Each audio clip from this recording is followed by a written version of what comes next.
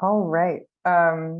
Once again, good afternoon, good evening, everyone. Thanks so much for joining us for this second panel by the April Institute called U.S. Fascism, Origins, Patterns, and Continuities. Just a brief introduction from me. My name is Anna Duensing. I'm a historian and an activist and a postdoctoral fellow at the Carter G. Woodson Institute at the University of Virginia. I'm joining you from Charlottesville, and I'm a board member and part of the founding collective of the April Institute. And just very briefly, the April Institute is a nonprofit organization where an interdisciplinary research and education project that is focused on studying fascism and anti-fascism in the United States specifically. So in our work, we're striving, we're actively celebrating the history of creative and courageous efforts to counter fascist threats in the United States and to build more resilient, safe, and democratic communities. In addition to panels like these and a series of in-person colloquia that will be happening on the campus of University of Colorado Boulder in the spring, we are working on a number of public-facing projects that we hope to roll out in the coming year, including digital exhibitions, zines, downloadable, zine PDFs, public activist workshops, and curricula. And so with that, I am happy to turn it over to our moderator for the evening. That is our wonderful colleague, Ashleigh Lawrence-Sanders. Professor Lawrence-Sanders is a historian and professor at University of Colorado Boulder. She teaches courses in US history, African-American history, African-American women's history, and has a particular focus in her teaching and research on African-American Civil War memory, Black cultural history, Black radicalism, and collective memory and memory politics in the United States. Professor Lawrence-Sanders received her BA from Wake Forest, her MA from Columbia University, and her PhD from Rutgers. And her current book project, which I'm very excited to read, is called They Knew What the War Was About, African Americans and the Memory of Civil War, which explores Black Americans' long engagement with the legacy of the Civil War and the myth of the lost cause. So with that, thank you so much. Thank you, Anna, for that excellent introduction. Welcome, everyone, to U.S. Fascism, Origins, Patterns, and Continuities. I am very excited that so many of you decided to join us today, which I think will be a very thought-provoking and I think very relevant conversation for our times. I am going to introduce our panelists in the order that they will be giving some brief introductory remarks. And then I'll give sort of the few questions that we gave to our panelists that will hopefully guide their remarks in our conversation for today. First is Dr. Gerald Horne. Gerald Horne holds the John J. and Rebecca Morris Chair of History and African American Studies at the University of Houston. He received his PhD in history from Columbia University and his JD from the University of California, Berkeley.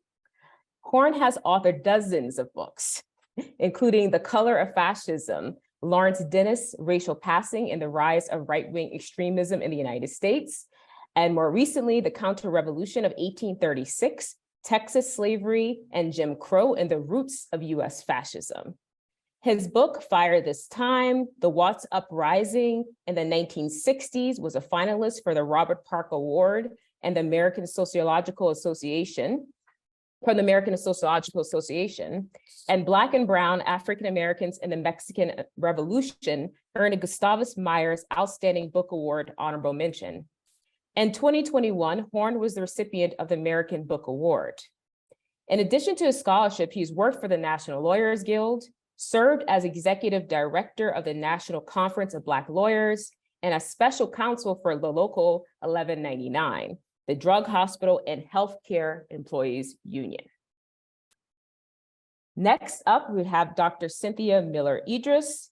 Cynthia Miller-Idriss is a professor in the School of Public Affairs and in the School of Education at the American University in Washington, D.C., where she is also the founding director of the Polarization and Extremism Research and Innovation Lab, also called PERIL. In 2002, she is serving as inaugural creative lead for the Alexander von Humboldt Foundation's residency program on social cohesion in Berlin, Germany. Dr. Miller-Idriss regularly testifies before the US Congress and briefs policy, security, education, and intelligence agencies in the United States, the United Nations, and other countries on trends in domestic violent extremism and strategies for prevention and disengagement. She is the author, co-author, or co-editor of 6 books, including her most recent book, Hate in the Homeland, The New Global Far Right, published by Princeton University Press. Dr. Miller-Idriss writes frequently for mainstream audiences as an opinion columnist for MSNBC and in other recent bylines in the New York Times, The Atlantic, Foreign Affairs, The Washington Post, Politico, USA Today, Boston Globe, and more. Finally, we have Dr. Jason Stanley. Jason Stanley is the Jacob Uralski Professor of Philosophy at Yale University. Before coming to Yale in 2013, he was Distinguished Professor in the Department of Philosophy at Rutgers University. Among his books are Knowledge and Practical Interest, which won the American Philosophical Association Book Prize, How Propaganda Works, and How Fascism Works, The Politics of Us and Them, which won the Prose Award for Philosophy from the Association of American Publishers. His current book project is on non-ideal philosophy of language, The Politics of Language, co-authored with David Beaver, forthcoming with Princeton University Press in 2022. He writes about authoritarianism, propaganda, free speech, mass incarceration, and other topics for the New York Times, the Washington Post, the Boston Review, the Guardian, Project Syndicate, and the Chronicle on Higher Education, among other publications. So before our panelists begin, I'm going to briefly read the questions that we gave them to maybe animate their introductory remarks and maybe the questions that our attendees can think about when they go forth in our conversation. So the first question was, where, when, and how do you see fascist trends or a fascist tradition emerge or otherwise take shape in the United States? Or rather, what is the story of fascism, anti-fascism in the United States that your research illuminates? What does fascism look like? What has it looked like? What could it look like? What are the aims and motivations of the fascist figures, movements, impulses, and organizing traditions you study? What models do they draw upon? What movements have they inspired? What lessons or legacies do you identify for the present? And finally, of course, this one gets to the heart of many recent debates. How does it embrace of the language of fascism change our understanding of US history? The US right, political radicalism and political violence, right-wing populism, and histories and ongoing realities of political repression, illiberalism, authoritarianism, domination, and of course, resistance. So without further ado, I'm turning it over to our panelists. And first up is Dr. Gerald Horne. Thank you. Professor, I'm basically going to try to address all of those questions that you outlined. Send me a note in the chat if that is not the procedure that is required. So I think that the womb has been fertile for the birth of fascism in the United States for some time now. After all, this is a nation based upon genocide, mass enslavement, and white supremacy. Moreover, the settler colonialism that characterizes the United States project involved from its inception class collaboration between and amongst poorer and more affluent Europeans, redefined as white as they crossed the Atlantic, a kind of militarized identity politics for a mutual benefit, including uprooting the indigenous, then the Mexicans in the West and Southwest, and enslaving Africans. As historians, such as myself, have argued, profound change to the system of iniquity in the United States oftentimes has resulted substantially from external factors, such as the Haitian Revolution, which ignited a general crisis of slavery in the hemisphere, leading up to that system's collapse, including the United States itself, not least because the Haitian leadership was able to broker a diplomatic alliance with London in order to pressure Washington. Unfortunately, post-slavery, post-1865, the Negro leadership embodied in the sainted, vaunted Frederick Douglass did not continue this diplomatic alliance. Douglass spent a staggering 19 months in Britain during the 1845 period, but post-1865, he only made it to Europe by about 1886. And during that interregnum, we witnessed flagrant blunders by the Negro leadership, the likes of which may reemerge, I'm afraid to say, again in this century. I'm speaking of Negro soldiers, the Buffalo Soldiers being a spearhead against indigenous nations, one of the more inglorious episodes in Black American history, and perhaps a harbinger for similar escapades today, where one besieged group is enticed to assail another for the ultimate benefit of the right wing, particularly the 1% embedded in the right wing. With the deteriorating global alliances, fertile soil was created in the United States for the arising and flourishing of Jim Crow, US apartheid, which its accoutrements, including lynching in the thousands, a kind of proto-fascism visited particularly upon the Black population. Then in the 20th century, other external events intervened, speaking of the surging independence of African and Caribbean nations in the context of an ideological contestation with the Soviet Union, and Washington finding it difficult to win hearts and minds in these newly independent nations as long as Jim Crow reigned, which also afflicted, speaking of Jim Crow, visiting African and Caribbean diplomats who could not be distinguished easily from African Americans, though one State Department employee wanted to give these envoys lapel buttons that would allow them to be distinguished from Black Americans and escape insult in restaurants and hotels. So the pressure from below by Black Americans combined with the pressure from above from the international community and impacted US elites such as Chief Justice Earl Warren, who in the epical Brown versus Board of Education decision pointed explicitly to the international situation as a factor in the unanimous judicial decision ruling that Jim Crow was unconstitutional.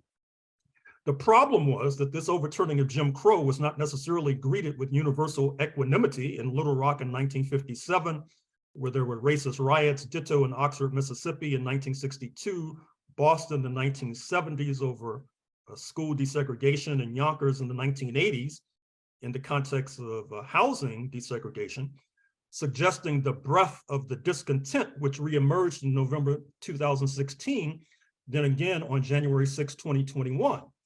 Today, this re-energized ultra-right wing has a substantial base in the Euro-American community across class lines. And just as many liberals endorse the Red Scare domestically and globally, which undermine those to their left, upsetting the political ecosystem, allowing, like a seesaw, for the rise of the right, this continues today as many liberals are in the vanguard of discrediting attempts to create a new historical narrative that would help us to understand this perilous moment. Speaking of Nicole Hannah-Jones' 1619 project and the work of certain other historians, including Woody Holton of the University of South Carolina. This Red Scare, endorsed by many liberals, had a devastating impact on the US working class, especially wages and working conditions post-1980s as unions were forced into retreat, and leaving many in this working class more susceptible to opportunistic ideological viruses of various sorts. The international situation, the ultimate guarantor, in my estimation, reaching back to the Haitian Revolution and African and Caribbean independence struggles buoyed by existing socialism in the 20th century, today presents a mixed picture. Latin America obviously presents a breath of fresh air, and just as one proposal I would put forward is more African-American relationships with independent African and Caribbean nations, we likewise need more Latino relationships with Latin America, especially Mexico. On the other hand, the retreat of Jim Crow came during a moment when US imperialism had more flexibility financially, that the rise of China is beginning to foreclose, which is ironic since, as I noted in my book on the 16th century, Beijing benefited enormously from its de facto alliance with Washington against the interests of Moscow during the Cold War, as the two superpowers, speaking of Washington and Beijing, collaborated in Indochina, Afghanistan, and Southern Africa particularly. Arguably, Washington overdetermined Moscow and underappreciated Beijing during the Cold War, just as the Ottoman Turks in the 1500s overdetermined the Iberian powers and underdetermined Protestant London. As Chancellor Scholz's recent journey to China illustrates, it is unclear if the North Atlantic powers can be united in this century as they were in the previous century, would suggest a deteriorating position for US imperialism that could leave fascism as a way out. Fascism will be an exaggerated portrait of what exists today. That is to say, even more mass incarceration, targeting Black people, especially even more random slayings, so-called random slayings by the police, accompanied by vigilante slayings, targeting Black people particularly, but not exclusively, more random attacks on synagogues and Jewish folk generally, as many of this community may come to find that the historic compromise brokered by Oliver Cromwell in the 17th century may unravel. Consider that in the past half millennium, the dialectical relationship between religion, then race, then class, with gender upgraded as the latter advances. But in recent decades, the class project has been in retreat, bringing with it a retreat on anti-racism and gender and a recrudescence of religious intensity, including most recently an official in Georgia, USA, stigmatizing Catholics by name, not to mention the surge of anti-Semitism, which we're all familiar with. We should expect more election shenanigans, and of course, Tuesday is appropriate subject for our discussion today. More election shenanigans, the disappearance of even a semblance, possibly, of free and fair elections, more political assassinations, a la Germany and Japan in the 1930s, more drawing upon the examples of, for example, Hungary's Viktor Orban, who addressed cheering Republicans in Texas just a few months ago, more solidarity with presumed besieged comrades abroad, such as European farmers thought to be under siege in South Africa. Finally, question number 3, embracing the term fascism provides our movement simultaneously with anti-fascist models in Germany, Italy, South Africa, Chile, etc. We can then see authoritarianism and liberalism and right-wing populism as way stations on the road to fascism. For example, right-wing social democracy is represented by the later Bayard Rustin, union leader, the late Albert Schenker, has played an outsized role in US politics. Consideration of these intermediate stages should also ignite the aforementioned revisions of US history. And in this context, I would also include the Haitian filmmaker Raoul Peck in his documentary, Exterminate All the Brutes, the late historian of France, Tyler Stovall, and of course, the paramount Black intellectual Ishmael Reed and his spoof of the Broadway come Disney extravaganza Hamilton. Speaking of which, I do think right-wing populism is a useful lens through which to view the evolution of the United States. What I mean is that just as with 1957 in Little Rock, the Washington elite was willing to compromise on desegregation, but the locals in Arkansas balked in an expression of right-wing populism. Or if one examines the dispossession of the indigenous in Texas, there were 2 factions amongst the settlers. The factions that wanted indigenous placed on reservations, a la Bantustans in apartheid South Africa. Those settlers were heavily cited in Washington, D.C. And then the ultimately prevailing faction, which in my estimation represents a kind of right-wing populism on the ground in the Lone Star State, which opted for liquidation, extermination, to use their term. I understand the objection to that sort of formulation, since it seems to conflict with ideological presuppositions by turning the spotlight away from Washington. But some recent historians, such as Jefferson Cowie's new book, Freedom's Dominion, tends to agree with this inverted analysis. Of course, we need a comparative analysis, such as of West Bank settlers in the recent decade and 19th century settlers in Australia in order to proceed with this analysis. Finally, though Tuesday's elections were a step forward, if you dig into the numbers per the Associated Press, you shall find that the right wing won the Euro-American vote across class lines, 57-43, which of course is normative, and in Dixie, winning that vote about 9-1. And of course, if you disaggregate the Black women's vote from the 46% that the AP says the GOP won on Tuesday, you disaggregate the Black women's vote, they probably won the overall women's vote too. So I'll stop there and turn the mic back over. Thank you for your attention.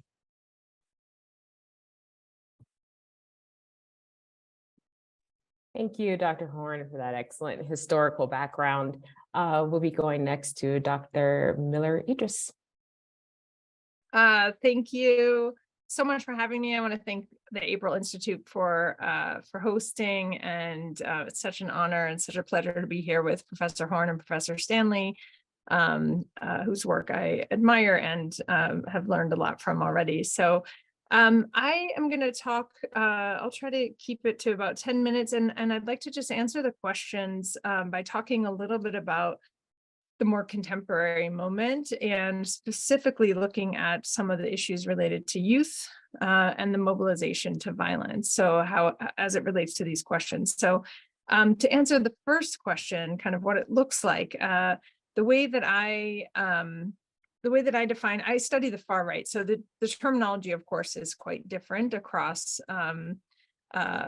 every country, and across even on the policy side, the agencies within our own countries don't use the same vocabulary to refer to the phenomena that I think of as the far right, which is, of course, a reflection of some components of fascism, but not all.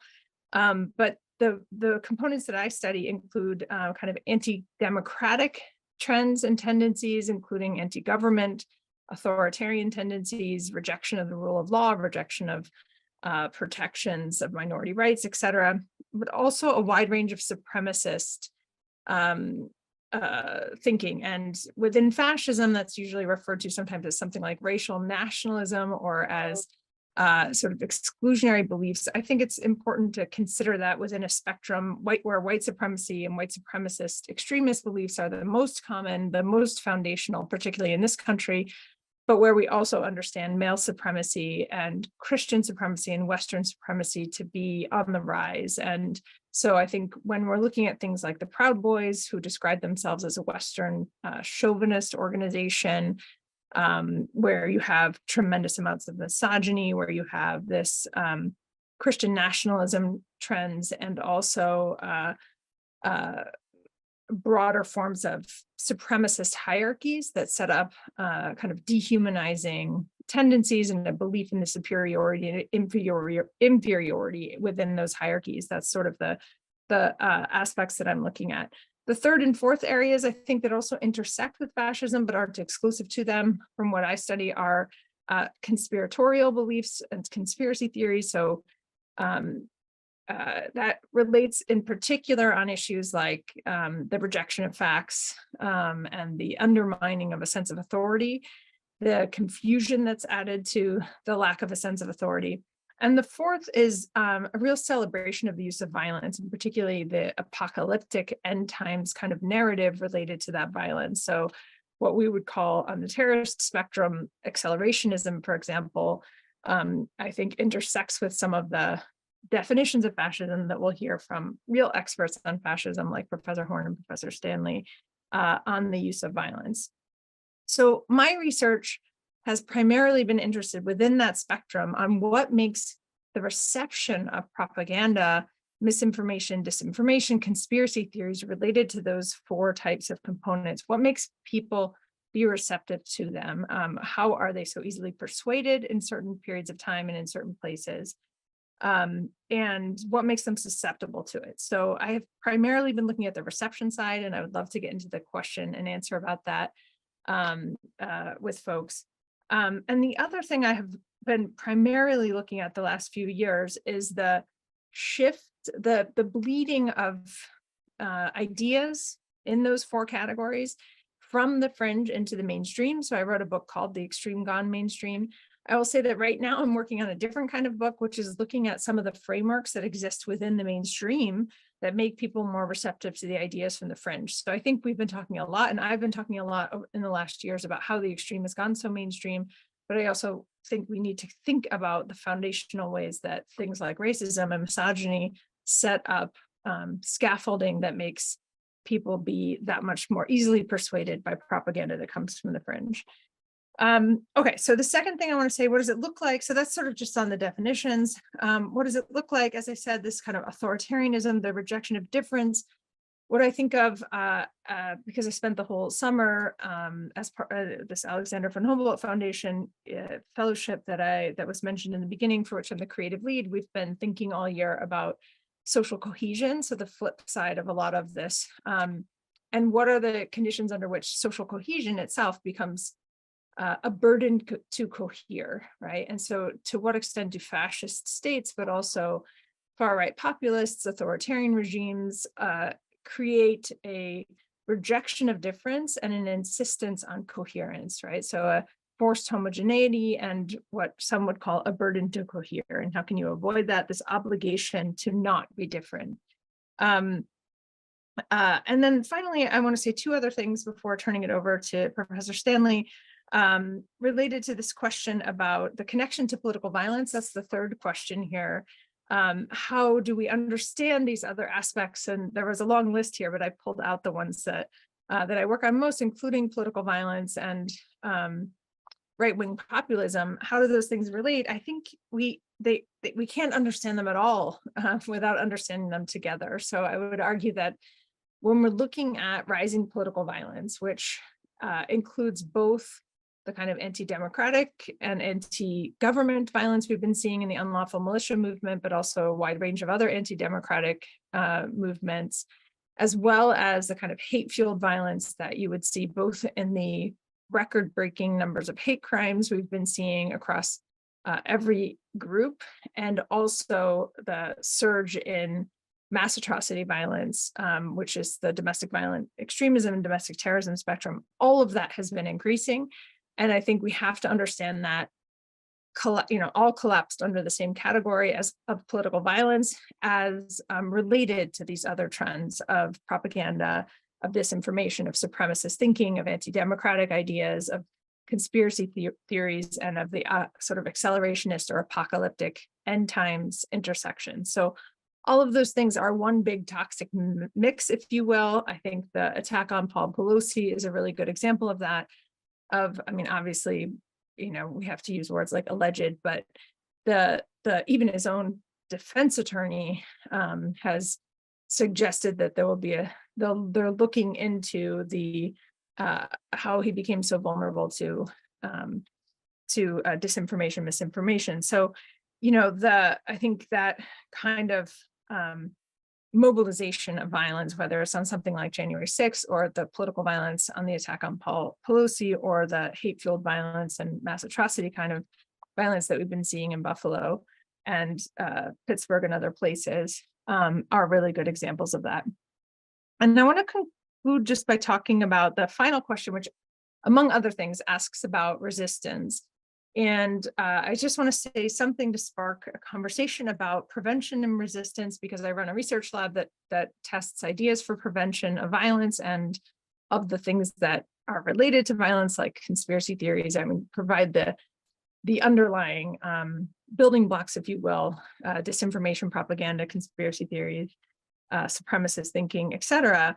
And one of the things we've been really trying to emphasize, because there's been a lot of language about resilience in recent years, especially over the last year or two, which sometimes comes down to a very flat language about digital literacy and media literacy, and we test video-based inoculation, among other things, in which we are teaching people about how to recognize some of the really basic tactics of propaganda. And it turns out when people can be taught quite easily to recognize those tactics, and then they reject it. And there's really good evidence showing that happens for scientific racism, for male supremacist propaganda, for anti-vax propaganda, for anti-immigrant propaganda. We have really tested it on the Great Replacement, on a lot of other things.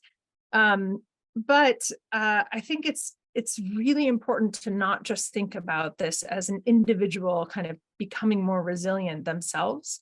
When we're talking about kind of public health style interventions, which is the direction that combating violence has been going on the domestic violent extremism side,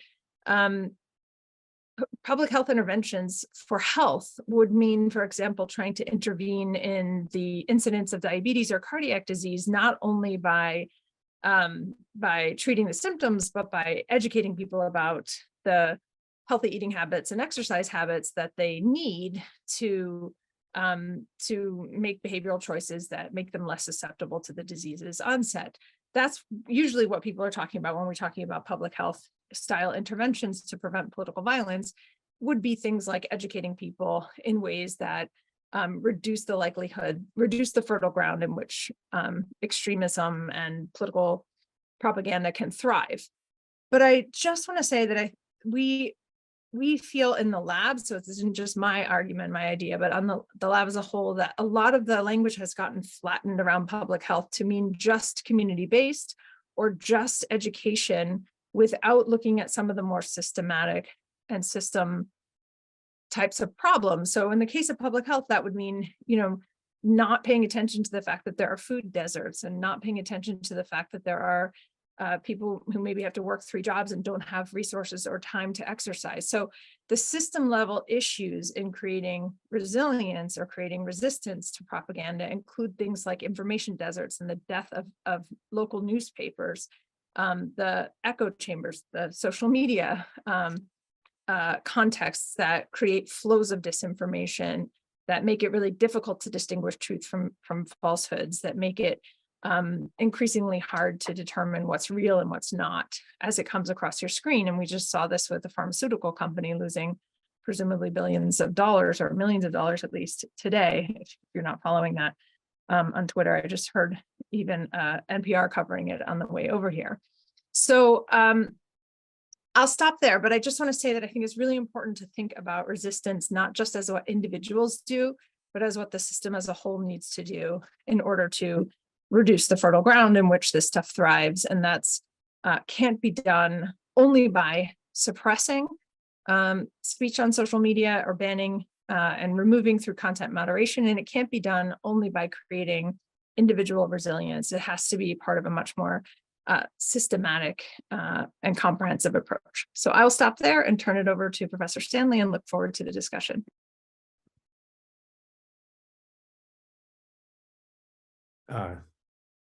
Thank you so much, Professor Miller-Idriss and Professor Horne. I'm incredibly honored to be on a panel with both of them, whom I admire, both of whom are huge influences on me for different reasons. But it will emerge that that should emerge in my brief remarks. So I want to start on a personal note, and I thank you to the April Institute, to the members of the April Institute, for setting this whole structure up, which is really what we need, are these public conversations where we can speak together, check notes with each other, and speak with audiences to figure out what's going on. So I'm going to start from a more personal beginning. Both my parents are refugees from Europe. My father came at 7 in August 1939 on a boat to New York from Germany, and my mother came at the age of 8, having lived through the Holocaust in Poland. So she came in 1948, and she lived in Russian Poland. So my James Baldwin in Negroes are anti-Semitic because they're anti-white says, he's talking about the complex relationship between Black Americans and Jewish Americans. He says, we know that you hate us. We know that you know what we face, and that's why we get more angry at you. And that's kind of how I was raised. My mother was a court stenographer in Manhattan District Court and Syracuse, New York, for 44 years. She was in 100 Center Street during the Central Park 5 case, for example. And she always made this very salient. What's going on with mass incarceration reminded her very much of the structures that Polish Jews faced and what she faced, the sort of dehumanization that she experienced. And my work, my political work, my last 2 books, my 2015 book, How Propaganda Works, is about mass incarceration. It's about how, it's a theoretical sort of an attempt to explain the ideology of how we had such a central fascist practice emerge in this country that is so supposedly the bastion of liberty. So I see I prefer to think of things not in terms of fascist regimes or fascist leaders, But in terms, I'm influenced here by Toni Morrison in her 1995 speech, Racism and Fascism, where she talks about fascist practices. She talks about fascist solutions to national problems. She says the United States has often preferred fascist solutions to national problems. So if you look at mass incarceration as an example, you look at super predator theory in 1996, Giulio in his paper, in one of his papers in super predator theory, even says mass violence has been dropping for years, but don't pop your champagne bottles yet, and then predicts it'll double and then double again. So I prefer to see the United States as having this long. So I prefer to see fascism as an ideology, as a set of practices, and then a set of different, and then we can start talking about a fascist regime when these practices start to come together with an attack on democracy. Which, and I think historically, I'm not a historian, I'm a philosopher. I focus on the ideology and the rhetoric and the propaganda. And so for me, I want a theory of ideology that tells me about, that informs me about what fascism is. Well, it's an ideology which legally looks like the Nuremberg laws, which, as we know from many sources, including my colleague Jim Whitman's Hitler's American Model, were based on our Jim Crow laws. So fascist laws construct a tier of second-class citizens, two systems of justice, as Du Bois says in 1903. So this two systems of justice is a repeated theme in discussions of fascism, and it applies very well to the United States. So we have these fascist structures, these fascist practices here, and I just don't think there's any historical doubt that we have the history, as Professor Horne has ably demonstrated multiple times. But Jim Crow deeply influences Hitler. The immigration laws, the 1924 Immigration Act, Madison Grant deeply influences Hitler. The Passing of the Great Race, Madison Grant, this 1916 book, it lays out a fascist ideology. It lays out the basis of a fascist ideology, Great Replacement theory. And Great Replacement theory is sort of the structure of fascist thinking. Like, that's how you get the othering of another group. You can think of the Proud Boys, as I recently saw in a New York Times article. No, I'm embarrassed to cite the New York Times article, but I think it was a review of a book on the Proud Boys, and it said their ideology is something like men are being replaced by women. So it's a patriarchal structure. So this Great Replacement theory is deep, and it's deep. Madison Grant, he writes a whole book from the U.S. perspective on Great Replacement theory. And that structures and affects European fascism. Of course, our genocide and Manifest Destiny, the genocide of the indigenous population deeply affects Hitler, very clear in Hitler's second book. And Hitler in Mein Kampf is very clear that the country he's looking to is the United States. He says, the example of the national state that most clearly mirrors what I want to do here is the United States. So I think that Jim Crow, we helped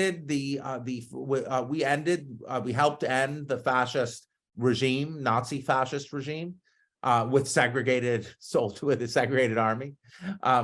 But we helped end it. But Jim Crow was not substantively, a brutal racial fascist regime was not substantially challenged until the 1960s. And then we can see mass incarceration as sort of a form of a fascist practice that extends after Jim Crow and keeps many Southern states as one-party states. So I see these fascist forces. I see the United States as, let me take a few objections. Let me consider a few objections to the thesis that the fascism vocabulary is useful here. There's one that says, well, fascism is colonialist.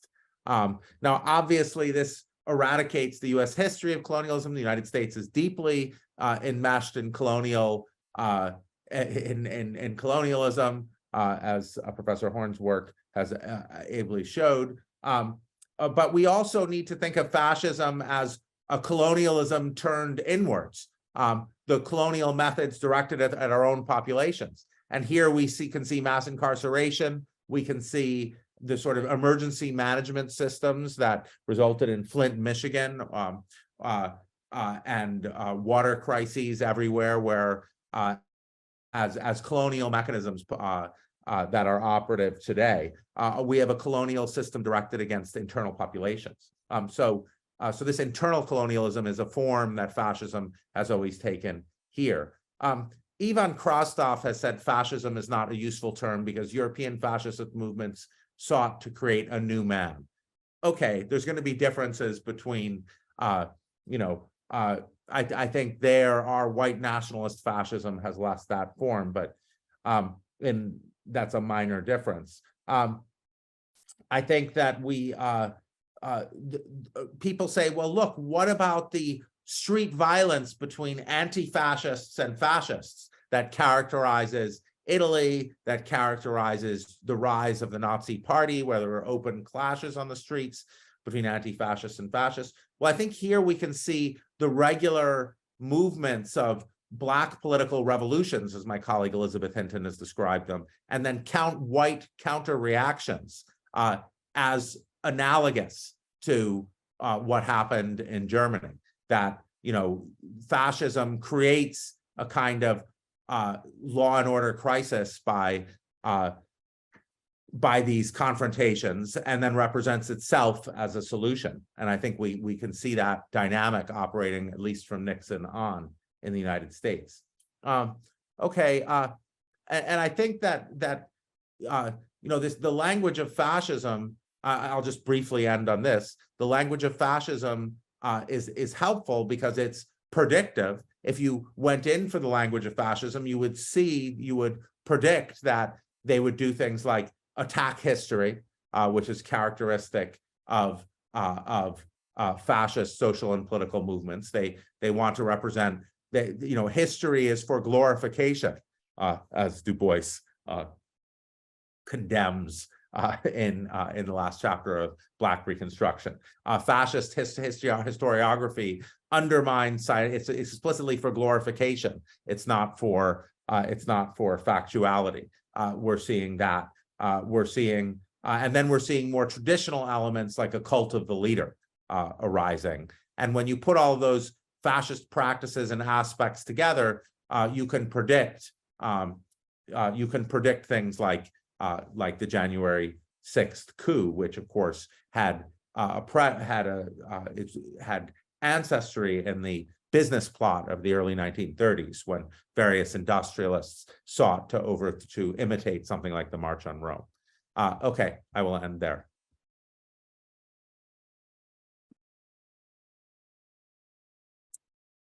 Thank you to our panelists. And a second, we're going to open things up for Q&A in a short bit, and we're going to bring all of our panelists in.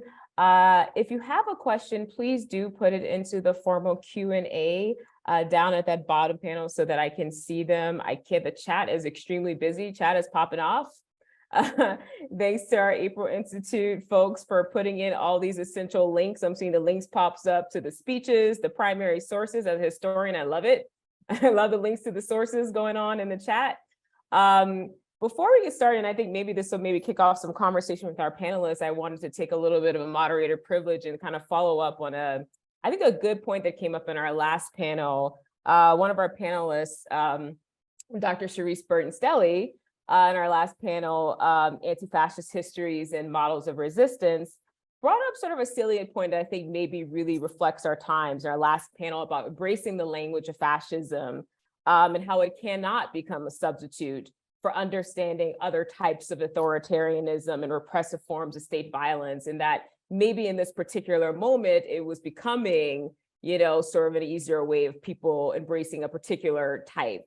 So thinking about fascism solely in this moment, solely in the context of political polarization, is that limiting? What do we lose when we focus on fascism alone, which is of course a political phenomenon with its own specific sort of definitions? Does it risk possibly narrowing conversations around other forms of maybe racial imperial violence, authoritarian rule, vigilantism, and as we're seeing it manifest in our country and abroad in this moment? So how do we see people gradually people are embracing the terminology of fascism more and more frequently lately? Do we see it as sort of limiting or even possibly being used as sort of a shorthand for, political polarization in this moment?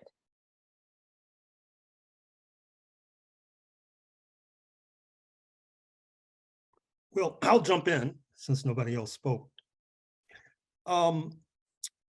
I welcome the use of the term fascism. And in fact, I think we've had a demonstration project in US electoral politics. That is to say that it's disproportionately the US left, particularly the socialist left, which raises the question of fascism.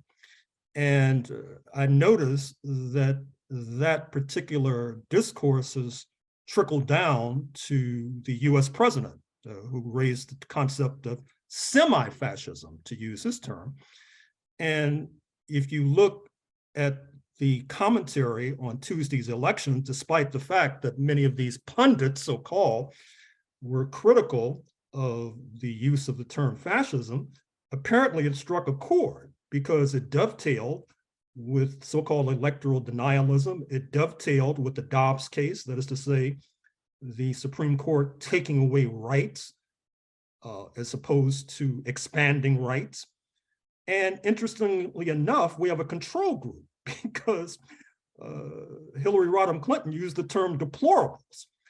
And that has hardly any historical resonance. When you use the term fascism, it has resonance in terms of noted Germany, Italy, Chile, apartheid, South Africa, etc. So I think for practical, pragmatic, political reasons, amongst others, that I welcome the use of the term fascism as something that this ultra-right wing may either be aspiring towards or stumbling towards, and therefore we need to be alerting our affected constituencies about what may be around the corner so that they can prepare either to fight it or go into exile.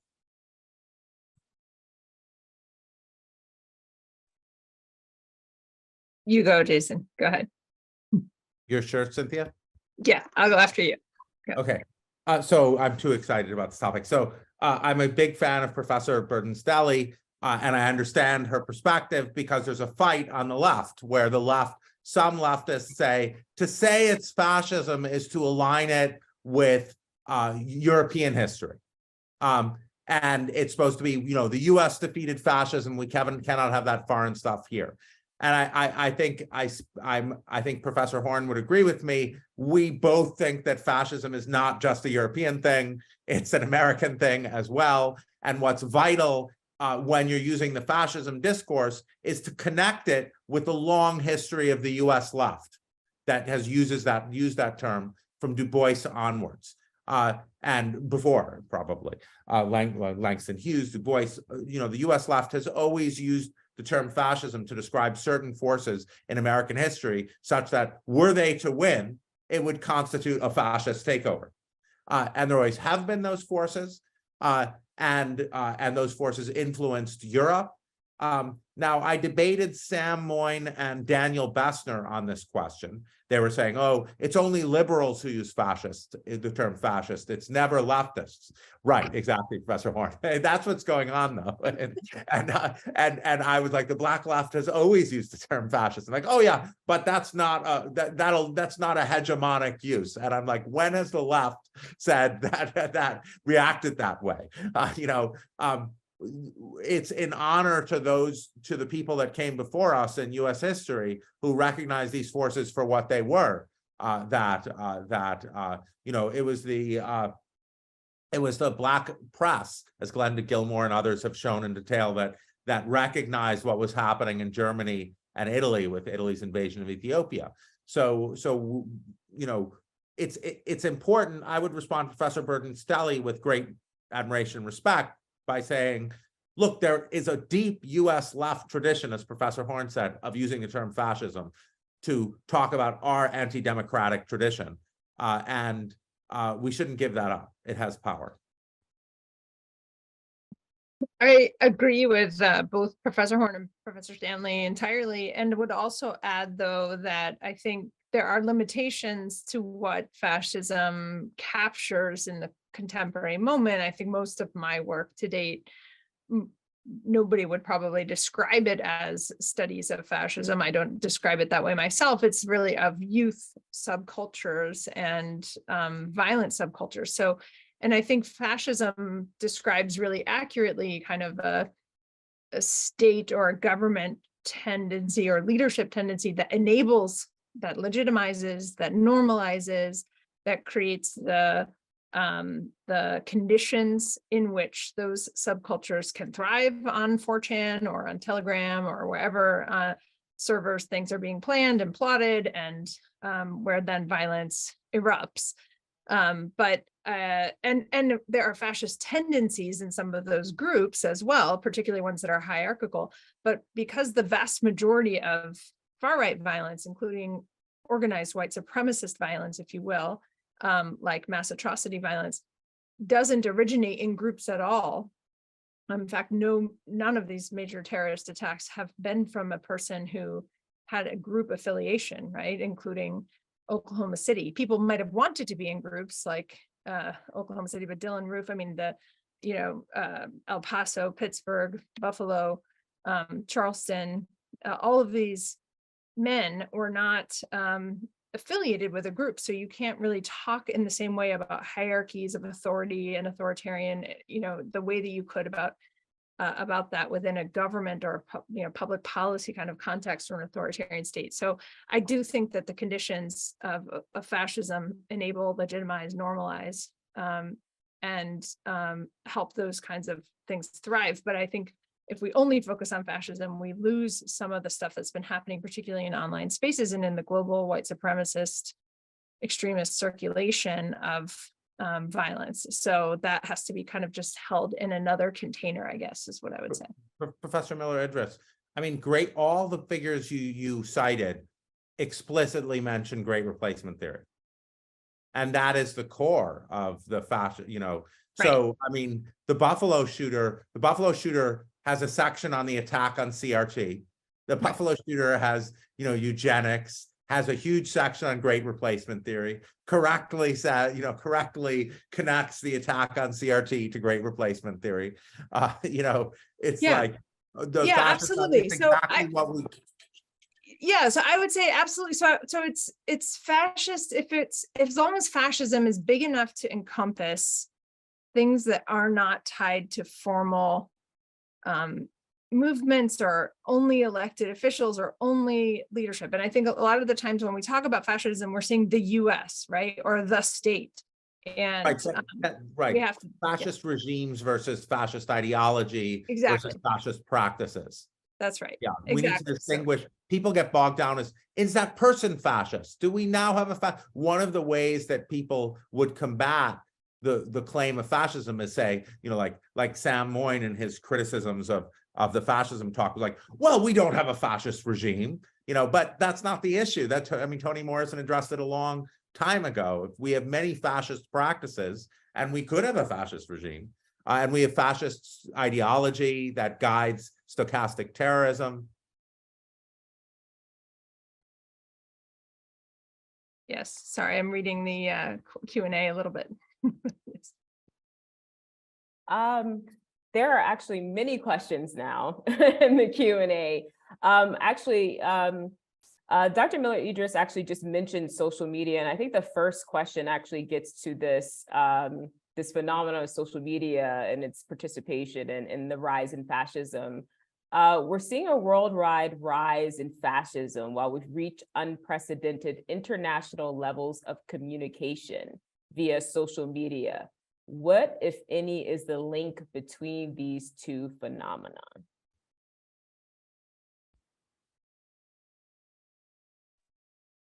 The link between social media and fascism. Oof.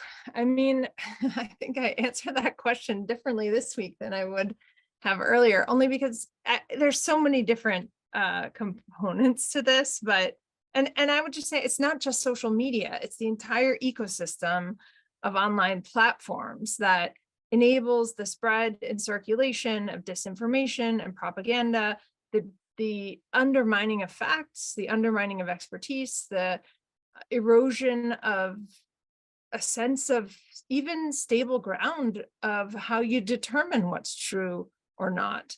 And I think we've seen that get even worse than I thought it could get very quickly on Twitter this week. So, you know, I think that the lack of common understanding about facts, again, back to that Paul Pelosi attack, it was almost immediate, the conspiracy theories about it. And there was no, even once his own statements came out, it doesn't matter, right? And we see that with election deniers, we see that with conspiracy theorists, we see it with people who are unwilling to accept any sense of common understanding of what's facts or expertise should be. So, and social media makes that worse. In part, it's democratized the sources of knowledge, and that's been a helpful thing.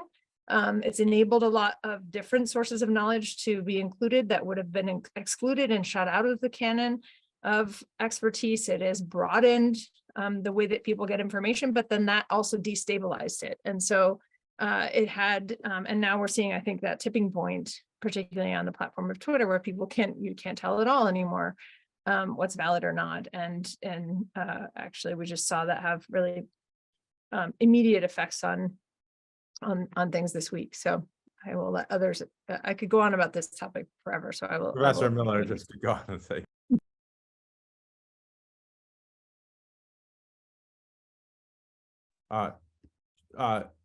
I'll say my usual thing to say here, because that's just my role at disinformation conferences, is to point out that lynching was a conspiracy well before social media. You know, read when Ida B. Wells writes Southern Horrors, you know, she's like, this entire racial violence is based on an entire conspiracy theory that is absurd. You know, so US history has always voter fraud. If you look at the complete, absolute just lie that is voter fraud, mass, you know, that well preceded social media. You know, the Republicans have always, you know, the law and order racial crime panics, you know, the mixture of Black political protests with riots. These are all conspiracy theories that preceded, you know, Henry Ford gave out hundreds of thousands of copies of the International Jew, which, so conspiracy theory, the American body politic has been constantly dominated by conspiracy theories. So, but Professor Miller-Idriss is perhaps the world's expert on how online, you know, so I'm not going to go toe to toe with Professor Miller-Idriss on, you know, I mean, my role is to point out how, you know, the Nazis spread anti-Semitic conspiracy theories throughout the 1930s, so that Germany became the least anti-Semitic country to the most anti-Semitic country without, you know, without social media. So these forces of propaganda, I mean, they're as old as Plato, the 8th book of Plato's Republic, where he talks about these very issues threatening democracy. But tech fascism is something that I think we need to talk about. I think we need to talk about these tech titans, you know, Silicon Valley fascists from Peter Thiel to Elon Musk, who are, and Zuckerberg. And they are, you know, they demand, they don't want to be controlled by any government. So they don't want some loser from New Jersey constraining what they can do. So we need to be thinking about our information spaces completely owned by people who seek to be who are like the industrialists Hitler speaks to in his famous speech to the industrialists. You know, he's like, you can control, freedom is one of you guys controlling everything. And so we have a problem of tech fascism in the United States, of funded fascism by tech billionaires who seek to take over the information space. And that looks to be what's going on with Musk and Twitter. He doesn't seem to be wanting to make Twitter a more democratic space.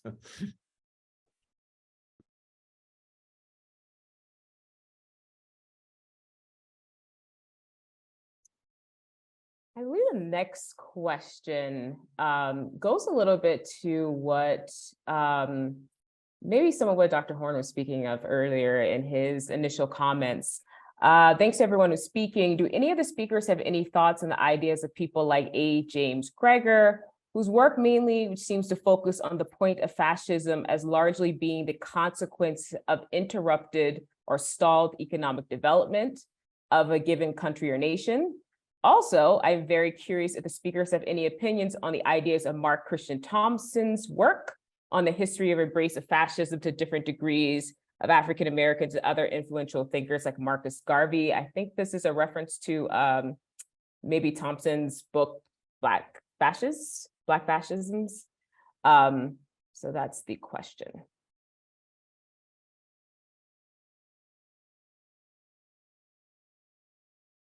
Well, let me just footnote the previous discussion.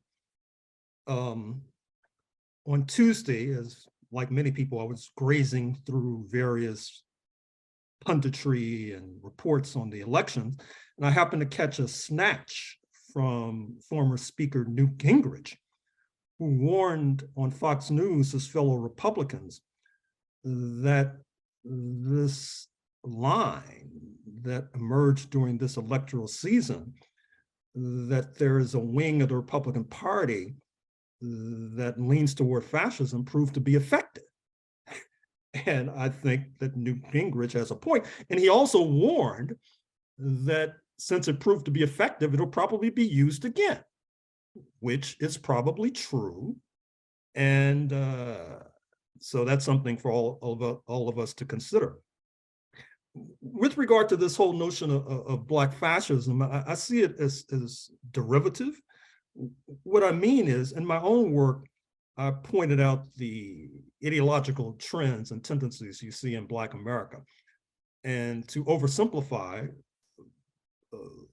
perhaps not be overly complex as well, you've had these various trends that I've identified as the Moscow Negroes, that is to say, Robeson, Du Bois, et al., who were oriented towards socialism, and what I call the Tokyo Negroes. It's oftentimes forgotten that before 1945, many of the Black nationalists were deeply and heavily influenced by Japan, and Japan's purporting to be the champion of the so-called colored races, not only Black Americans. This was a worldwide phenomenon, at least in Asia in particular, in India, for example, in Malaysia, for example, in South Africa, for example.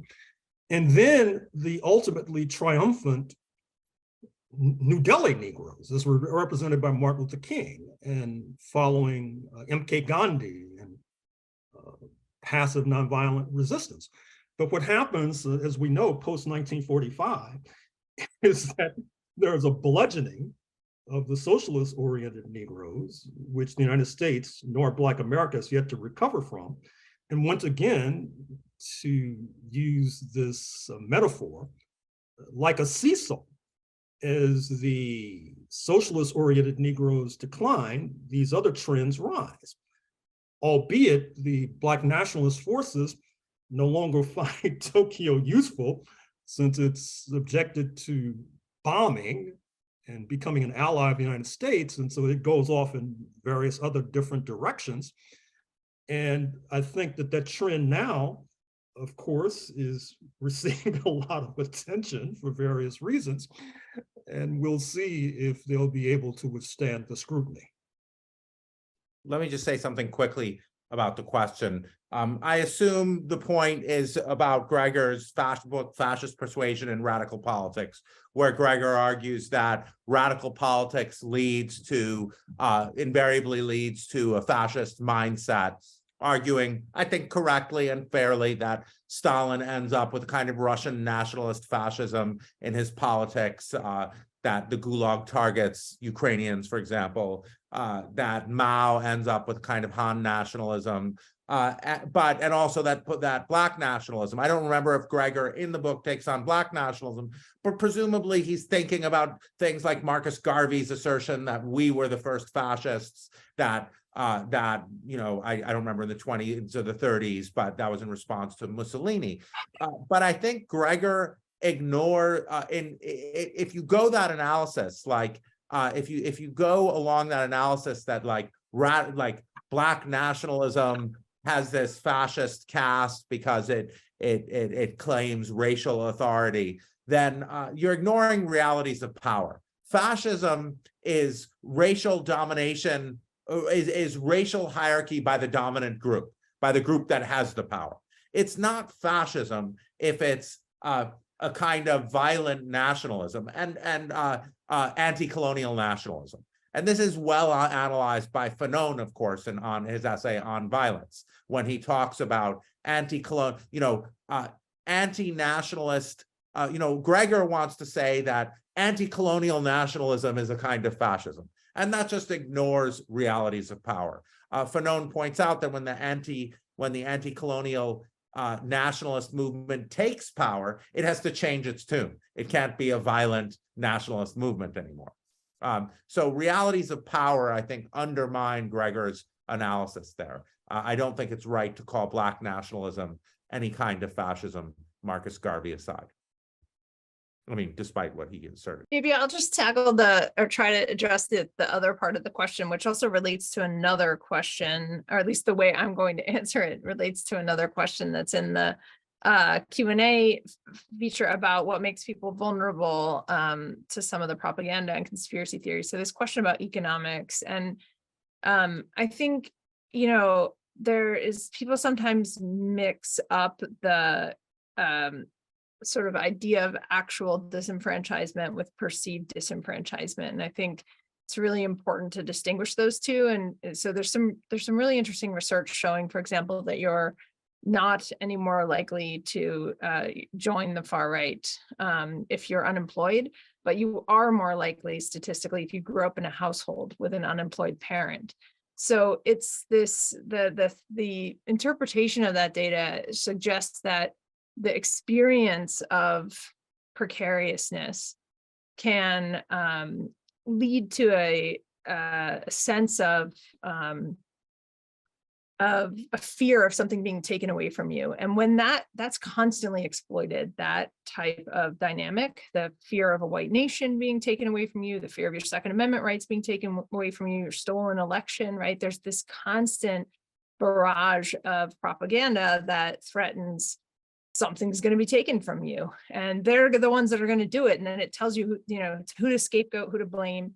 The fear mongering about that is really clear. And so one of the things we saw at least in the early analysis of those who'd been arrested for January 6th, for example, was that they were overwhelmingly, perfectly economically stable people, often even middle or upper middle class financially, teachers and business, folks, like they were not economically disenfranchised, but they did disproportionately among them have experiences of bankruptcies, of eviction, of tax liens, of other prior in their history, sometimes dating back to childhood, experiences of something being taken away from them financially that could create, this is a sort of hypothesis, could create a sense of precariousness. So I call it a kind of precariousness plus entitlement, because in order to be afraid of something being taken away from you, you have to think you're entitled to have it to begin with, right? And so I think that's that Proud Boys article. It's Andy Campbell's new book that was being reviewed that Professor Stanley mentioned that talks about the idea of women, the fear of women taking something away from white men in terms of the power or the their position. So it's at the root of a lot of racist supremacy, and it's at the root of a lot of other types of political propaganda that threaten to take something away. So I just think it's important to distinguish between the actual, that's just one of the dynamics. There's a lot of other dynamics like that make people, I think, more persuaded or persuadable, more vulnerable to some of the propaganda, but that would be one type of dynamic, a sense of precariousness, whether it's actual or not. I would say most of the time not, but a sense of precariousness mixed with a sense of entitlement. Just one point about, to build on Professor Miller-Idriss, one thing, like, look at the Sweden Democrats' success. Like the Sweden Democrats, none of the economic anxiety stuff works out. None of the institutions failed us. You know, the sort of the white left, you know, materialist Marxist left in America likes to say, oh, it's all economic, it's the institutions failing us. No institutions were failing the Swedes, the Swedes that led them to a point, the second largest party being the Swedish Nazi party. like Swedish institutions were doing just fine. It was the presence of non-whites. And then a second point, I'm sorry, I'm geeking out against Gregor here, but I mean, you would never say that Black nationalists were precariousness plus entitlement. It gets the psychology entirely wrong.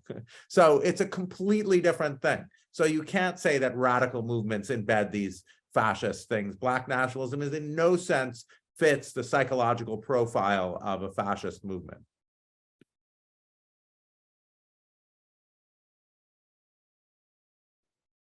Okay, wow. We've all of a sudden got a lot of questions. So I'm going to try to see if I can merge a few themes that I'm seeing coming up in some of these questions. The next question and a couple others have kind of a thing about what's going on the left, which isn't technically, I think, technically maybe within the purview we were discussing, but I'm going to put them out there for you guys to maybe answer. You started Professor Lawrence-Sanders by bringing Bertie Sanders. Yeah, I know. That we're told by intelligence agencies that Russia and China are disseminating propaganda. I guess the question would be, in what sense, what is propaganda in this sense, right? What is sort of false propaganda in this sense? And there's also a question further down about how people often talk about violence on the left and trying to equivocate, I think, is how I would summarize this question. And they're saying that, of course, I don't think they agree with this, but that they try to equivocate the type of sort of right-wing violence that happens with sort of violence on the left, or just sort of being the same thing. So, I mean, in the context of how we're talking about this sort of longer history of US fascism, how people are bringing up, things about, what's happening on the left, whether it's propaganda from, other nations, or whether it's like violence or so-called violence that's happening, within our nation, particularly violence that's seen as resistance level violence, right?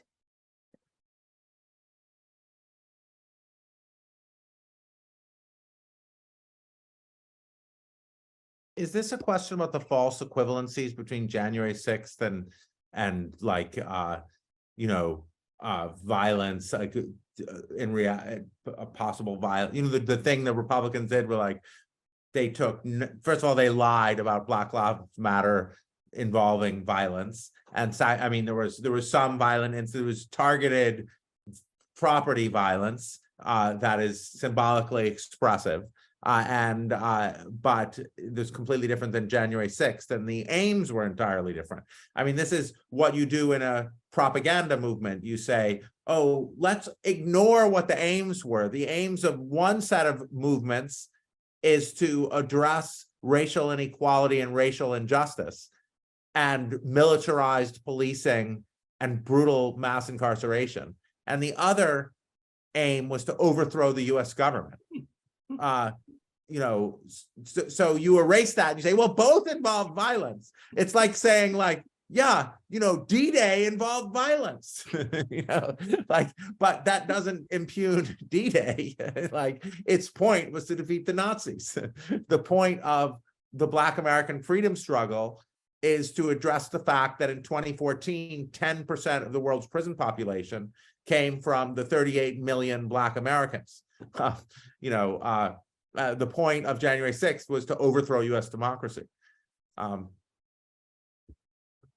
And with regard Oh, to go ahead. oh, sorry. Go ahead, Professor Horne, Yeah, please. this will be brief. With regard to your point, actually, Professor, the question about precarity and entitlement. In the Financial Times in London just the other day, there was an article that had my sensitivity to fascism antenna vibrating. It was talking about what's happening concerning layoffs. Facebook, Twitter, Snap, and they listed other examples where it's hitting middle management in particular, which is disproportionately, of course, comprised of Euro-American men, and who are now going to have to enter this highly challenging labor market in a context where you're having a demonizing of affirmative action, suggesting that certain people are receiving benefits and positions that are unqualified, undeserving, et cetera. It seems to me that's a very combustible situation. And perhaps when we begin to think about fascism, we should think about that point. Yeah, I would just add two things, I think, to this discussion about the left. One is that, you know, at least in the policy conversations, the way that the US government classifies the range of what they call domestic violent extremism in most of the agencies now it does include a whole bunch of things that typically fall on the left, like anarchism, but also animal rights extremism, environmental extremism, et cetera. It just there isn't very much of it. And, you know, even on the anti-fascist side, there's been one death, I think, in 10 years. And so that the trend lines just don't add up. And that's part of the story of false equivalency in terms of where the risks are. But I do want to say that as part of, in our lab, we do run a big project on higher ed, and where we have been studying and trying to help faculty and librarians and dormitory directors, et cetera, deal with on the ground challenges that they're facing when a swastika shows up on campus, et cetera, that kind of thing. So we've been doing a lot of focus groups and creating some tools for campuses. And in those focus groups, one of the things we've heard is that there has been a trend across the political spectrum of young people, students in particular, in classes, but also in online spaces, saying things like, quote, "there is no political solution," right, end quote. And that's not only from the right, but from the left. Essentially, that's a kind of coded call for revolution. And, you know, I think there is a real sense of the system has failed, right? And a desire to stop trying to reform it emerging among certain groups of youth, and, you know, who have been saddled with like tremendous debt, student debt, and a climate situation that is literally has the country and the world on fire, and, you know, feeling like adults and older generations have just let them down in every way. So I think that's something to keep an eye on, and in a way that is not necessarily limited to one side of the political spectrum, I think, and but is geared toward kind of accelerationist narratives about the use of violence being acceptable or even desirable to bring about change. Well, you see that in Europe, you see in Western Europe, in France, for instance, Le Pen getting support from former communists who are like, or you can see like Glenn Greenwald, who is supposedly a leftist, talking about, you know, how Trump was actually, you know, like a cure to the elite system. I mean, I think he's been completely just like, you know, he's completely. Yeah, I mean, the entire concept of femonationalism as a fantastic book on femonationalism, and I'm just blanking on her name, so it'll come to me in just a second, about In the Name of Women's Rights, I think is the name of the book. And about, you know, the rise of political movements in which the language of feminism, or even the claims of feminism, are being used to promote xenophobic and nationalist and Islamophobic ends, particularly in Europe. And so I think some of that, you're seeing these strange marriages as well. Could we talk about Gustavo's question about right-wing military dictatorships, say in Latin America, and how to theorize and classify them, think about them? I mean, Professor Miller-Idriss is coming from, violent far-right groups, but then this is a question about regimes. But it's increasingly important when we talk about Bolsonaro, when we talk about how to think about Latin America. We have quite a bit of Q&A questions together. We have so many Q&A, and I was actually just thinking of how I can combine quite a few of these questions into combined questions so we can get to as many as possible. There are a couple of questions that actually deal more along the lines of the economy. One question is, what is the panel's take on neoliberal policies and practices such as defunding services, privatizations of public schools, and increasing economic inequalities? And there was also a question a bit later that says, and it quotes Horkheimer saying, he has nothing useful to say about fascism who is unwilling to mention capitalism. What is your take on US capital factions and fascism here? So I feel like those questions are fairly similar. They're at least in a similar vein, right? They're about this sort of idea of partially about neoliberal economic policies, right? Some of these policies which are supported, I would say on both sides of the political aisle and how they contribute to certain structural practices in communities. And the other end is sort of the function or the role of capitalism in US society and the role that it plays in sort of burgeoning and sort of increasing fascism. Well, I'll lead off. It's evident that fascism becomes an option for a certain wing of the capitalist class when they feel that there are fewer options remaining in order to retain their class privilege and their rate of profit. That has been the historic pattern. To that end, that's why I mentioned in my opening remarks that the era in which Jim Crow began to retreat was an era of ascendancy, so to say, of the United States following the end of World War II and the devastation not only of Germany and Japan, but to a certain extent the Soviet Union as well. But that also was accompanied by an attack on labor that has yet to cease altogether, that has left in its wake a rather weakened labor movement that certainly ideologically, as of now, in my estimation, is not capable of meeting all of the various challenges that it faces. At the same time, that you see as a direct outgrowth of the anti-Soviet policies of the Cold War, the building up of China, which now to a certain degree is in the passing lane, which has stoked a certain kind of racism as well. The fact that for the first time in a few centuries, you might have the leading power not being a power led by those of European descent. And so given that sort of recipe that I've just outlined, it's apparent that the crisis that capitalism faces, be it the neoconservative wing or the neoliberal wing, is quite staggering. And I think that this conversation is important because what we're trying to do now is push back against some of these very volatile trends that do not bode well.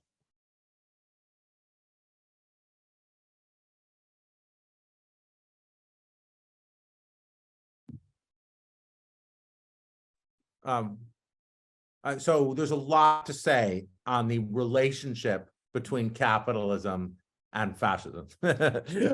One thing I think we shouldn't say, and we have to be careful about, is going as far as Rudi Dutschke went, the leader of the German 1968 German student movement, who said, as soon as I realized that Nazism was just finance capitalism, I realized I didn't have to read anything more about it. So that was a way of the German left saying it was a victim too. So, because we're all victims of capitalism. So there is something, it's not just capitalism. However, Nazism presented Nazism was anti-capitalist because capitalism is a global system and Jews can have their private property seized from them. So they were pro-capitalist for Aryans. They viewed themselves as the protector of Aryan private property.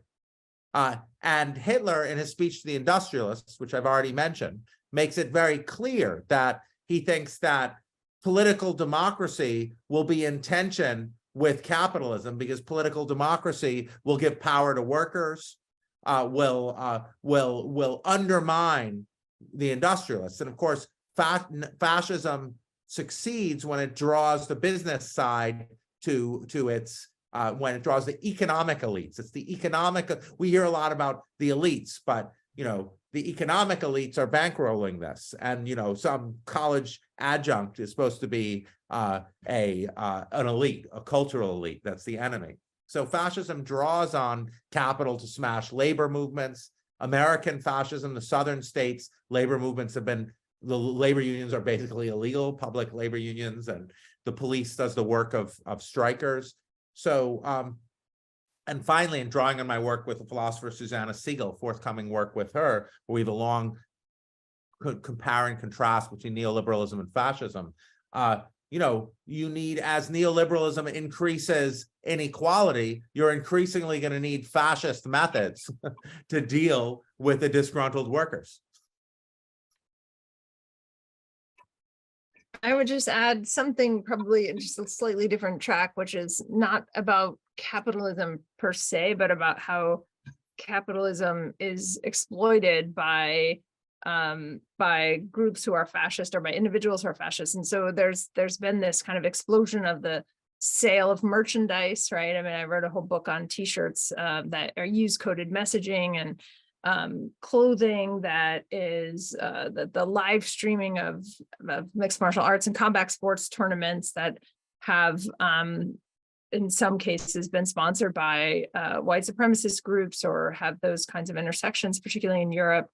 There's a capitalist infrastructure that exists, and there is also a kind of exploitation by some groups now of a type of capitalist aid and mutual aid. We saw that in with far-right groups helping in the hurricane. We've seen it across Europe with white supremacist groups trying to gain community trust by providing food, by providing assistance, by providing babysitting, right? So creating kind of capitalist alternatives for communities as well that really kind of confuse some of the typical understandings of how capitalism might work and how it might undermine or not. So I think it's just it's a whole category of the exploitation or the use or the disruption of capitalism by some, especially by youth. That's really important to understand.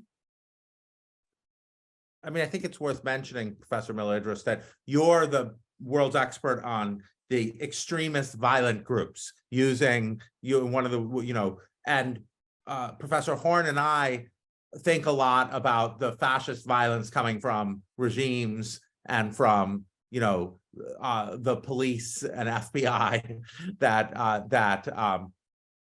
but what you see when you see a fascist social political movement take over is you see the link up between these things. You see, and we should be talking about sheriffs, the sheriffs groups, the veterans, the structures that happen in European fascism when the World War I veterans came and glorified violence and entered the legal structures, the police and the quasi-police organizations like the Gestapo. or the black shirts.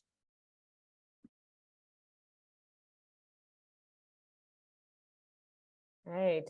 We definitely have more questions than we probably have time to answer, but, and an apology to all of our attendees.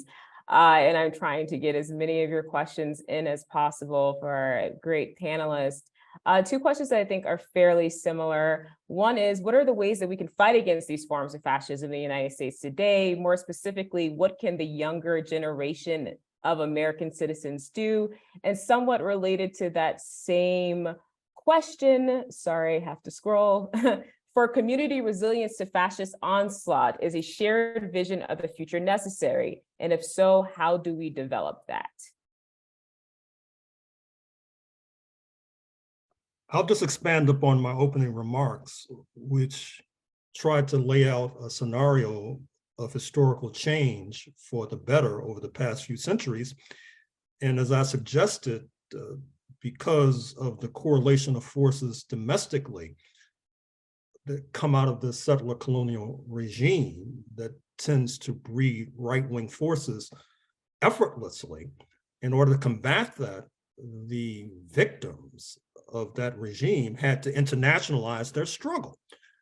Part of the problem is, to go back to my remark a few moments ago, is that as a result of the compromise of 1954, i.e. the retreat of US apartheid, the concession was to toss overboard the most internationally minded leaders, such as Paul Robeson, W.E.B. Du Bois, et cetera. And that's one of the dilemmas we face today. So for the younger folks, I would say that the organizations need to internationalize their focus.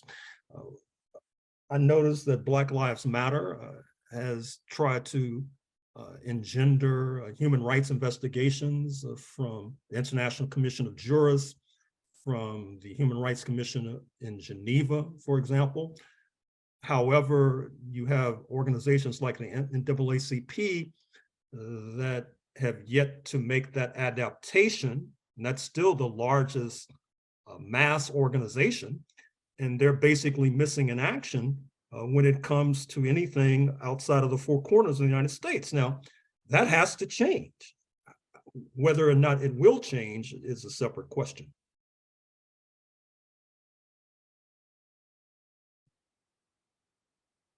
I could probably say something about, on the very practical and applied side, about prevention, which is, since I run a research lab that works, and my role as a professor, I'm a professor of public policy, but also of education. And so we do a lot of work in the lab. We have applied psychologists, social psychologists, anthropologists, media and communications scholars, professors, faculty who come at this from a range of different disciplines, who really do work on interventions and testing of tools. So we do guides for parents, caregivers. We just are about to release one for broader community members, including coaches.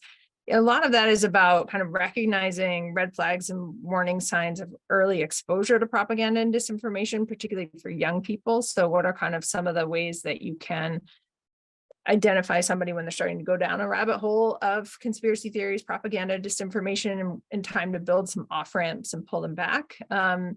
Because what the evidence shows is that it is actually not that difficult to prevent people from being persuaded by propaganda. It's almost impossible, though, to at scale de-radicalize people once they believe it. So it's really, really difficult once people are already down the rabbit hole to initiate ways to get them to come back from the abyss. It can be done. It's called therapeutic inoculation, but it's really a one-on-one approach. It's not a scalable. You can't really come up with a strategy to get lots of people in one fell swoop to do it. It has to be done.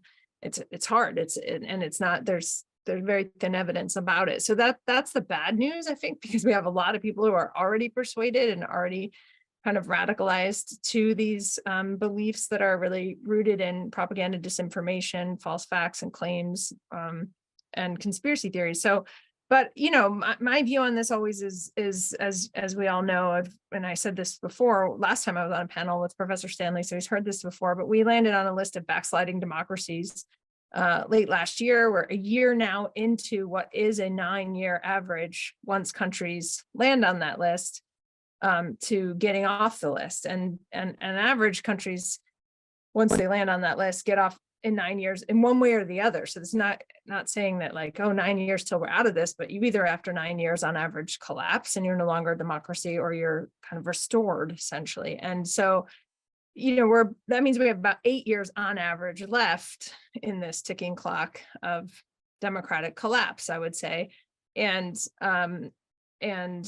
so there's still a lot of time to intervene. And this is a middle and long-term problem, and not just how do we prevent this from happening in the next 2 years or before the next election cycle. So I do think it's worth intervening. I do think we're talking about large-scale civic education initiatives and digital literacy and media literacy type initiatives that are a public health type approach that would require investments that we've never made in this country and never committed to at scale. So that's, I am a little skeptical about whether we'll find the coalition kind of approach that's needed and support for it. But I do think people are hungry for solutions. People are tired of it and would like to see less of the kind of trends that we're seeing for the most part.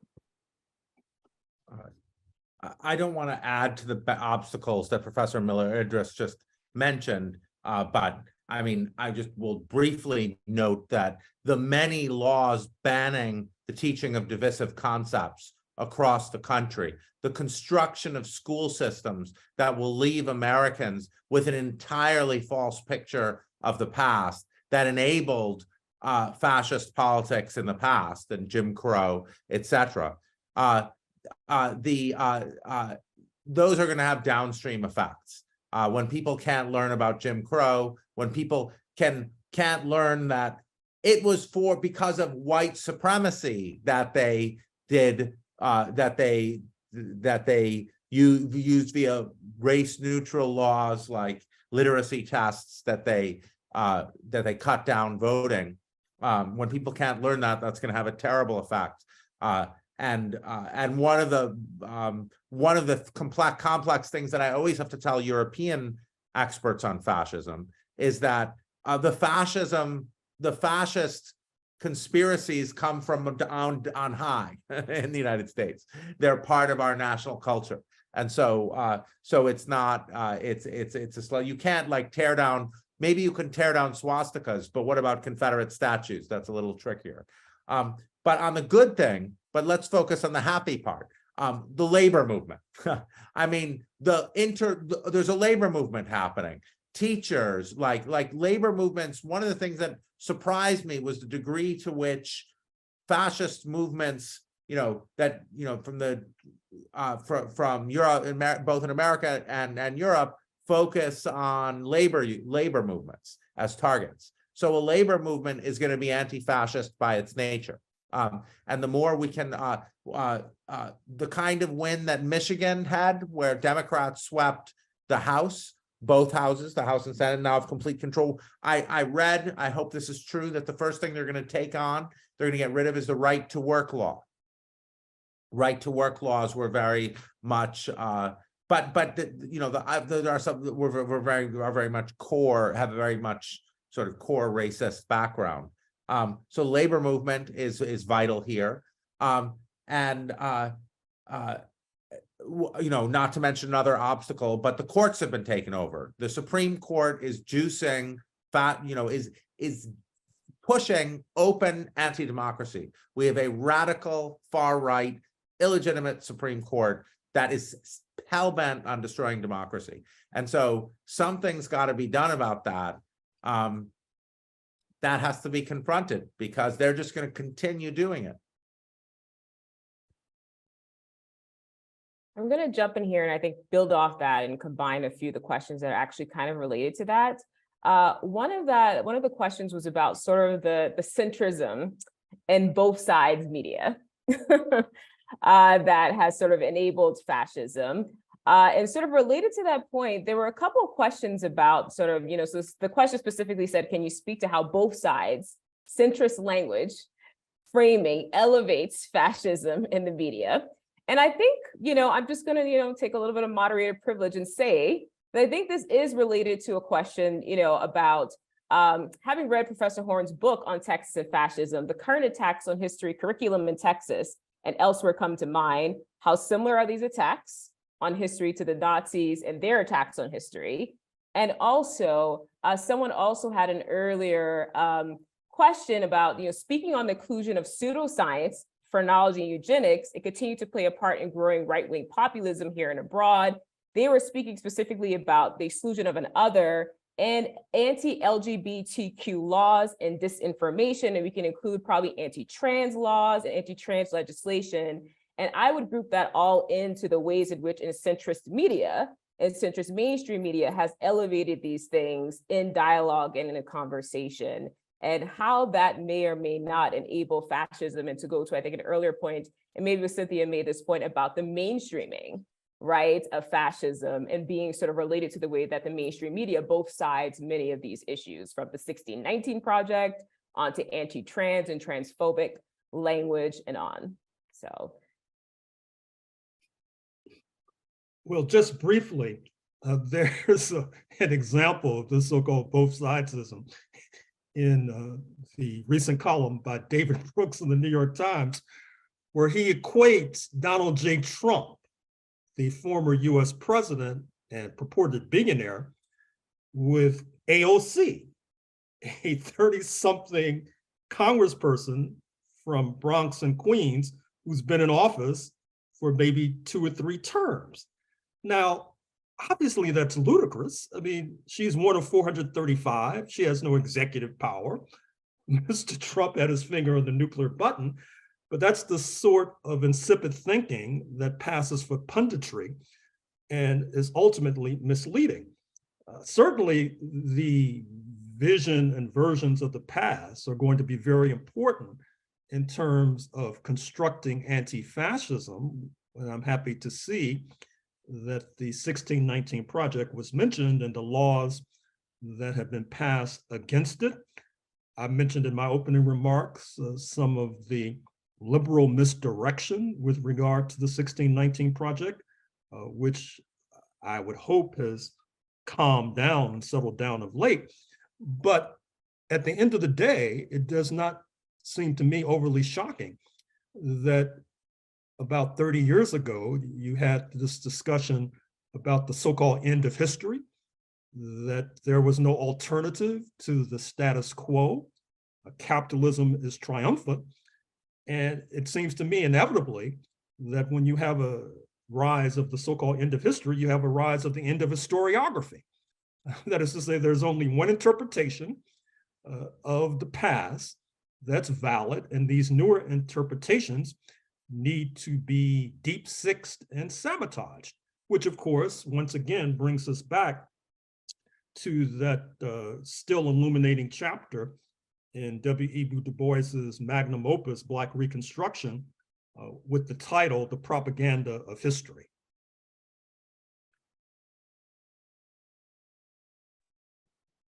I should, I mean, I think there's a lot on how, I think in the US case specifically, there's a lot we could talk about of how liberals adopting the law and order crime narrative fed into the kind of fascist politics of the United States. I mean, you know, if my reading is correct, that what you have following my colleague Elizabeth Hinton, who says what you have is Black revolutions against prison, against mass incarceration and militarized police happening from the 1960s onwards, and those being misrepresented as sort of threats, fundamental threats to law and order.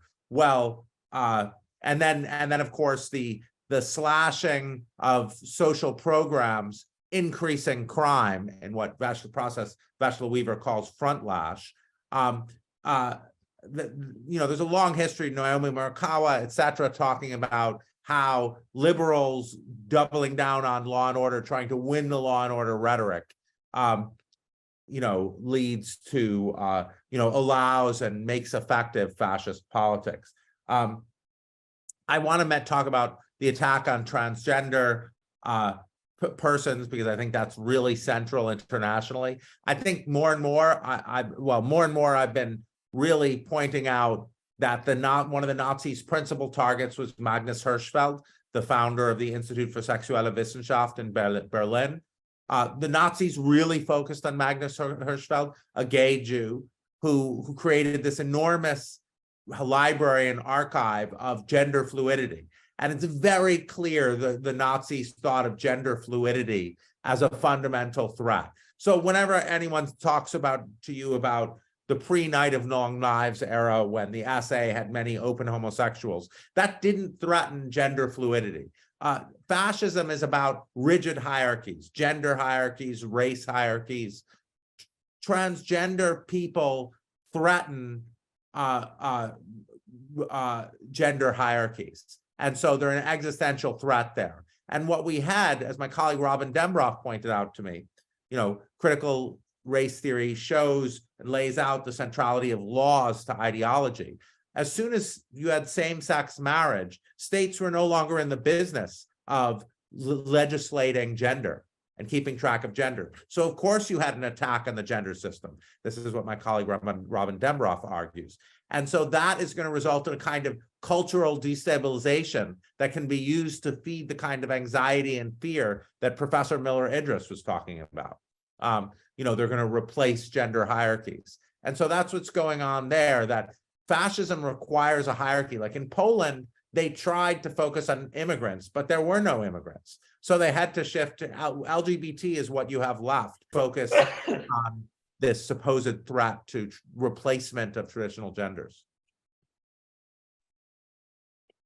Yeah, I absolutely agree. And I think it's really important to understand the attacks on trans communities, but also on everything related to the attack on so-called gender ideology, on on non-binary folks, on all of on the entire LGBTQ plus community as part of that same hierarchy, not only of supremacy, but of supposed threat, right, to the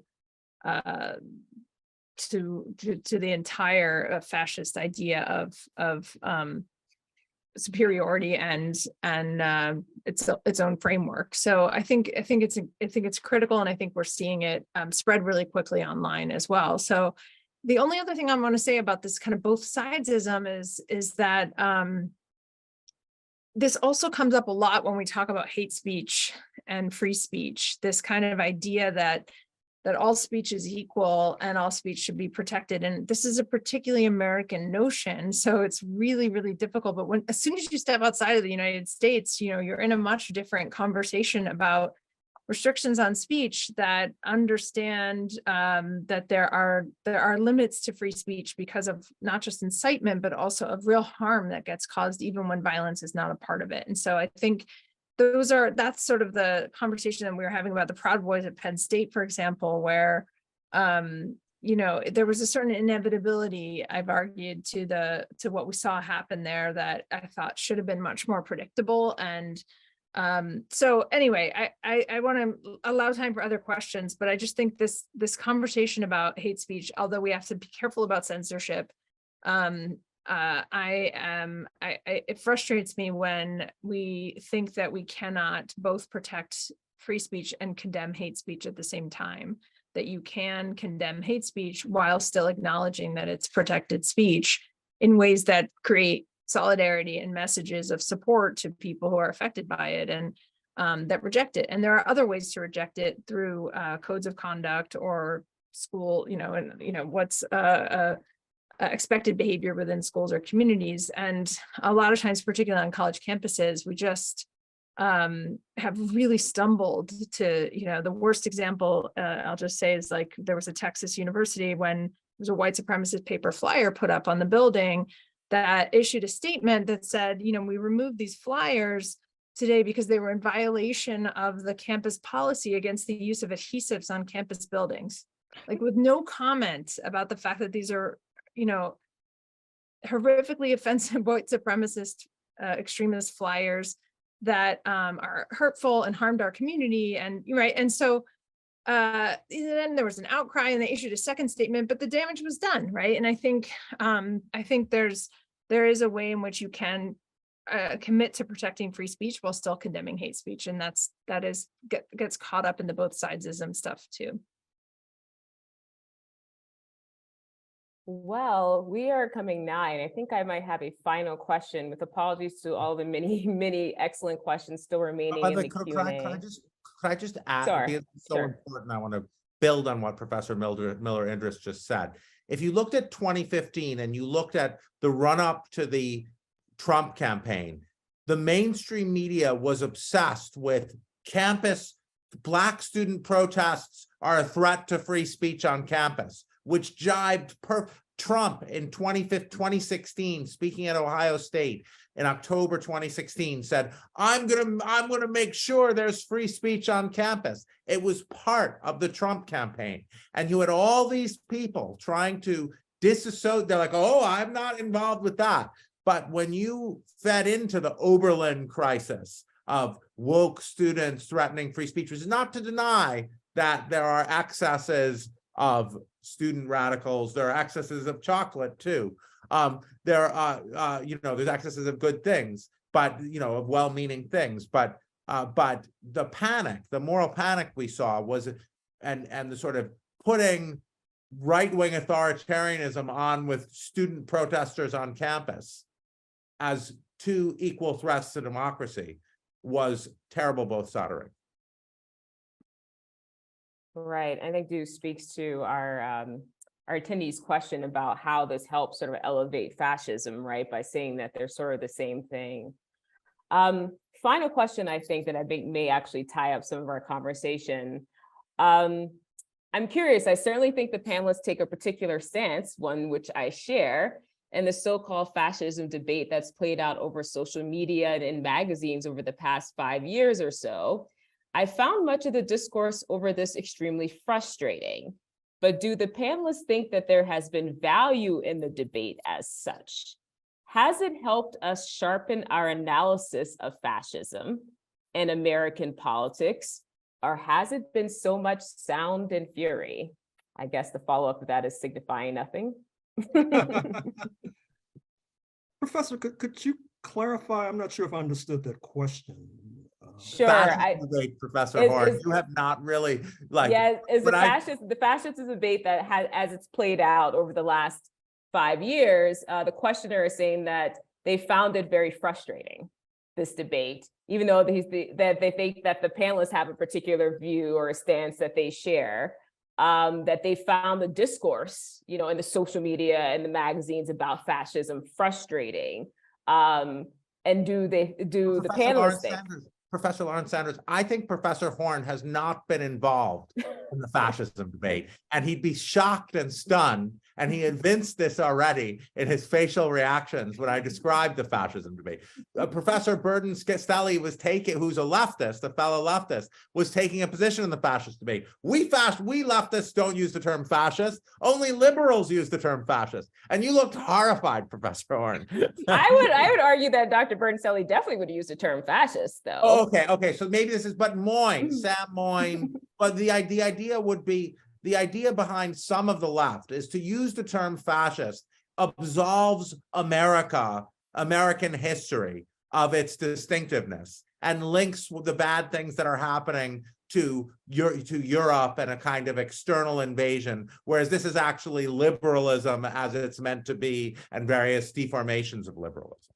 That's how I understand the fascism debate, saying that we shouldn't use the term fascism because it prevents us from, and it also prevents us from solutions. It prevents us from solutions that are radical, because it says we have to unify with the liberals. Well, certainly, as I've suggested, I don't agree with that analysis, and I won't elaborate on what I've already said. But I will go back to the previous point. I think that the whole free speech debate is a kind of mess and a muddle in the United States today. You see this with Elon Musk talking about how he's a free speech absolutist, and now he has to deal with advertisers fleeing his site because they don't want to be associated with the toxicity of using the N-word and white supremacy, etc.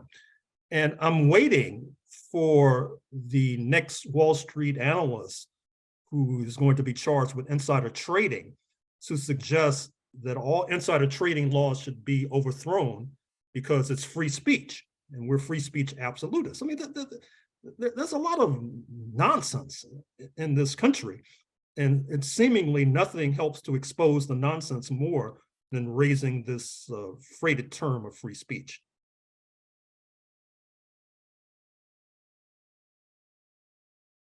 Just on the fascism debate, the basic point is it useful to use the term fascism? Is it descriptively adequate and strategically useful? Professor Horne, I take your position to be yes on both counts. Of course. Right.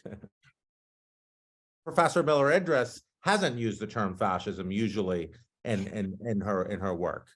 So yeah, I don't find it. It's not that I don't find it useful. It's that I have found other terms to be more precise to describe the phenomena I see them as subsumed under fascism, though, right? So as that I'm studying something more narrow and that is infused with and informed by and legitimized by and normalized by fascism as an ideology, fascism as practice, and even increasingly fascism as a state. So I think it's all related. It just hasn't been the way that I came at it. I came at it through the subculture of youth extremist groups in Germany, and where it was framed as right-wing extremism, and that's the language in which it's combated through the education system and in preventative context. So, but I think one of the things, the last thing I'll say about this is that there is no agreement anywhere on any of the terminology. So this fascism debate that happens among fascism scholars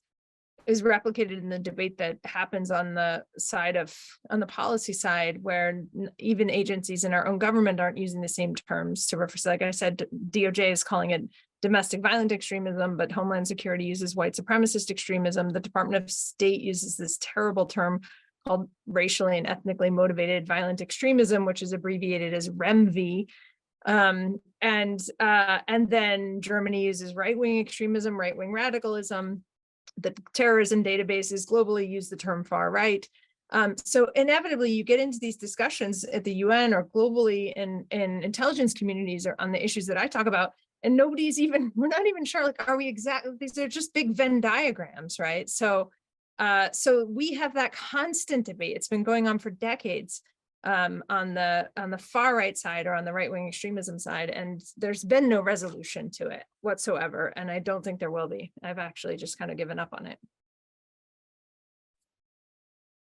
Well, I think I'm going to take the answer that yes, it is useful to debate around the terms of fascism, and it's clarifying for understanding, even though the last 5 years, I think, maybe not. Well, the question is whether the debate, the attack on the use of the term fascism. So Professor Horne, there were actual self-described leftists who were saying it's neither accurate nor politically useful. And it turned out to be, I think, both, as you pointed out, accurate and politically useful, and in fact was so I think so. The question is whether the endless, is this exactly like European fascism? Is this, global experts in global fascism like Federico Finkelstein were constantly saying, look to Latin American military dictatorships, and you'll see that if we think of them as fascist, then but I think how much of it was a waste of time is a good question when we face such an anti-democratic emergency. Like, well, the last thing I'll say on that is just that I finally just I do still think it's useful. I think it's useful to define the terms. I think it's useful to debate the terms, to be more precise about it. But I also, at some point, we have to move forward and discuss what we're discussing and have a term for it. So even in my last book, I just describe the terms, describe the terminology problems, and then say, look, this is the best bad term available for what I'm talking about. And I'm not happy with it either, but this is what I'm calling it. And I call it the far right. And then I'm going to carry it onward and use this terminology. And here's what I mean by it, because it also includes the unlawful militias and the anti-government fringe and things that are really hard to collapse under other categories. So I think at some point, I think we should debate and discuss, and then at some point, each one of us has to kind of make that decision within a discipline or within a field or within a community of scholars of what terminology we're going to use. But for me, the fascism debate itself has been very illuminating, and I think. And let's look at how much it actually entered the national consciousness. A left wing, as Professor Horne said, Biden used the term semi-fascism. Then he was shouted down by Republicans, and they never used it again. I was in some of those administration conversations about what as Miller-Idriss was, Professor Miller-Idriss was as well, about what terms to use, and it was an effective framing, as was the talking about Jim Crow, saying like the electoral shenanigans are reminiscent of Jim Crow.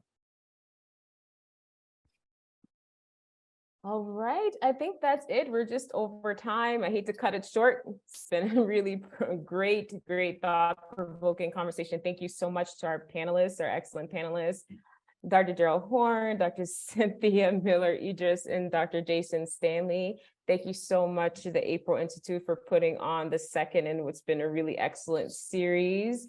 Thank you so much to our attendees for sticking it out and the excellent questions. Thanks. To Anna, close us out. Yeah, thank you all so much. Have a great evening. Just dropping in to offer our gratitude for all of your time, all of your insights. And for those who logged in a little late, just to let you know, the April Institute is a new nonprofit, and we're specifically dedicated to hosting events like this and putting out public-facing work, exploring these questions about fascism and anti-fascism in the United States. So we'll post this video. We'll make all the resources in the chat available in the coming days. And if you are curious about our work, you can visit our website, which launched today. But yeah, thank you all so much. Take care and have a great night.